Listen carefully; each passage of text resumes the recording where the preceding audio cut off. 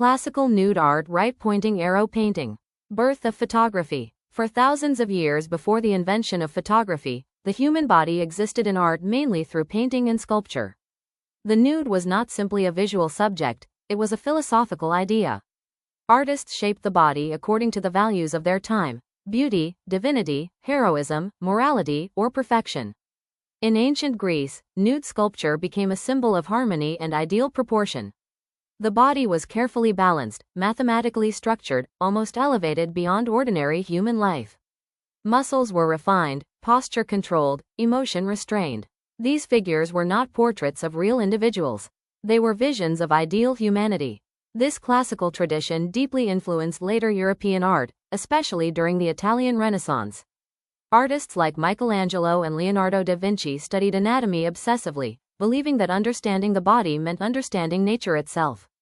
Painting and sculpture became tools for transforming flesh into something timeless. But even realism in painting remained interpretive. Every painted nude passed through the artist's hand, imagination, and judgment.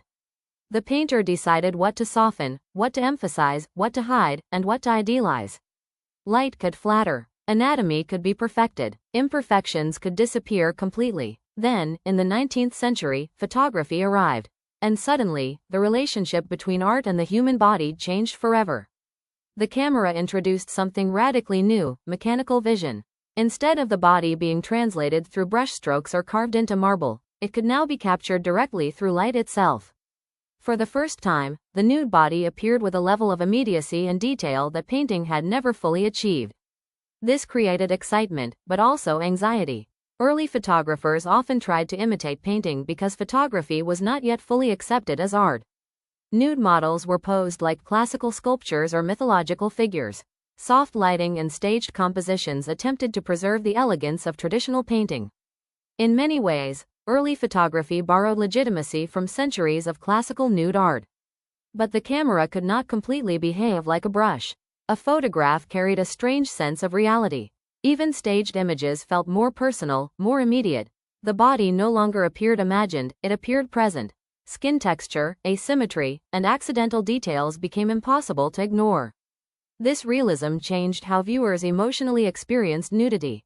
Classical paintings often created distance through mythology, symbolism, or ideal beauty. Photography reduced that distance. The viewer was no longer looking at an interpretation of a body, but what felt like direct evidence of one. Because of this, nude photography quickly became controversial. Some viewed it as scientific study or fine art. Others saw it as morally dangerous. The same society that accepted painted nudes in museums often reacted very differently to photographic nudity. Yet photography also expanded artistic possibilities. Painters and sculptors had frozen the body into timeless ideals. Photography introduced the body as moment, atmosphere, and lived reality. The nude could now be intimate, documentary, psychological, or deeply personal. The camera captured vulnerability in ways classical art rarely attempted. Over time, photography stopped imitating painting and developed its own visual language. Shadows, framing, grain, motion, and raw realism became artistic tools. The nude body evolved from symbolic perfection into emotional presence. And that transition changed modern art forever. Because the birth of photography did more than invent a new medium. It transformed the way humanity looked at the body itself, from something artists imagined, to something the camera could suddenly reveal with unsettling honesty.